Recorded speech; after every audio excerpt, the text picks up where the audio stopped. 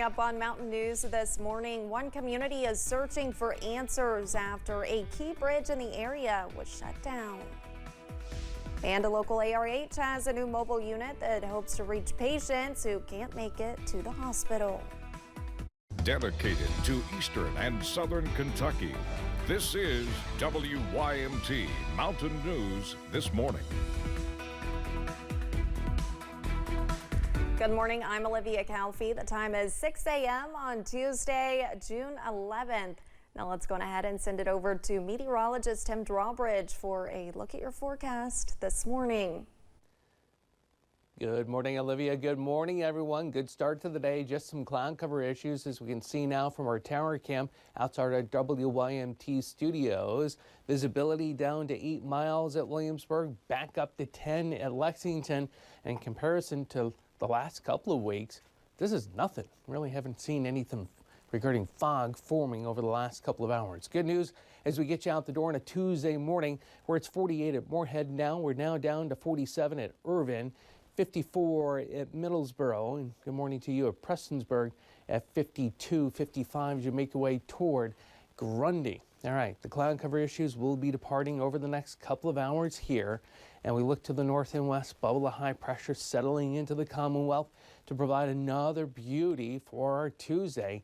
Lots of sunshine and blue sky today, and a forecast high this afternoon in Hazard up to 75. More about the First Alert 7-day forecast, full-fledged summer style. We'll explain as we head through this hour. Olivia? All right, Tim, thank you. A Letcher County bridge standing nearly a century has closed for repairs, leading to concerns from community members. The Blackie Bridge was closed last week after road department officials found issues with steel connections. EMS Director Sean Gilley says this was a shock for him and others in the area. Officials say this leads to safety concerns and longer school bus routes. Without any contact with the state and without any hope of resolutions from the state, you're looking at putting children on school buses for hours because we could not come up with a plan.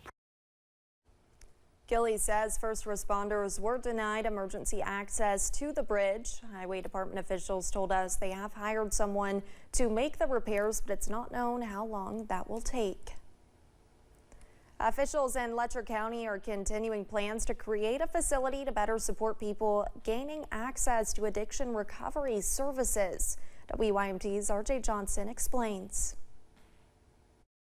Since 2018, Help End Addiction for Life has worked to aid those in addiction recovery in Letcher County. However, that focus has shifted. So COVID came, we realized post-COVID that we had a lot of troubles, and even though we'd made treatment really seamless, there were lots of other issues that were preventing folks from being able to maintain recovery. President Dr. Sydney Whitaker says they began to focus on socioeconomic barriers to help people stay sober, which has worked. But now they're working to create a facility to serve as a recovery hub in the county. It's kind of like a community center for those who are seeking recovery. So whatever you may need, whatever phase you're at in your efforts at recovery, you can find it at the hub. So if that's just a warm shower and something hot to eat, if it's, to have HIV testing, hepatitis testing, if you are looking to join treatment. There will be space. So from the most basic needs to the highest of needs of being able to send to treatment, we'll have telehealth options there so you can get doctor visits, contact your loved ones. And a community. And I think having this hub as a welcoming, warm place for someone to come in, it'll make all the difference in that. However, Dr. Whitaker says it takes a community coming together to help. People are starting to realize we have to come together and we have to figure out what our own challenges are, because challenges in more urban areas are not going to be the same for somewhere like Letcher County. So we've been able to identify what's the problem here and what can we do to help fix it. Helping eliminate the stigma and getting more people into recovery. In Letcher County, RJ Johnson, WYMT Mountain News. Dr. Whitaker says they hope construction will be complete by the end of July in time for their recovery celebration and expungement clinic. Appalachian Regional Healthcare is celebrating its newest expansion. Highlands ARH hosted the ribbon cutting for its neonatal intensive care unit yesterday, bringing expanded services to the community. Officials say the addition will give families the chance to stay home and get the care they need in the event of a high-risk pregnancy or birth. So to be able to keep our moms and babies close to home and that support group of their families and caregivers with them truly makes a difference in the birthing experience. The NICU is already in use, which is why tours of the space were unavailable. And healthcare workers say it is a blessing to provide care and comfort to families during some of the scariest moments. The ribbon cutting was not the only thing celebrated at Highlands ARH yesterday. A new mobile program was also announced. Governor Andy Beshear's senior advisor Rocky Atkins spoke at the ribbon cutting about the importance of quality health care in the mountains. After his words, he provided the hospital with a $400,000 check for a new mobile health clinic.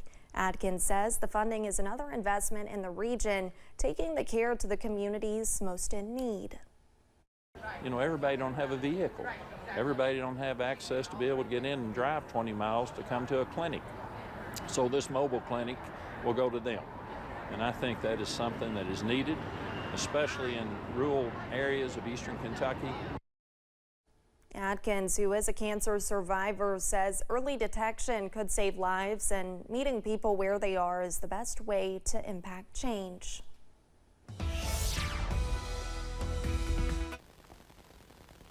A good Tuesday to you. Temperature-wise, it's feeling fine outside, maybe a little bit cool. Don't worry.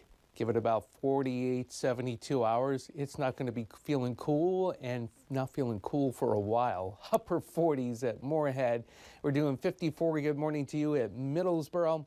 It is 52 over at the London Corbin Airport. Got some clouds that'll be departing here, basically from Jackson and Hazard points east over the next couple of hours. High pressure building on in.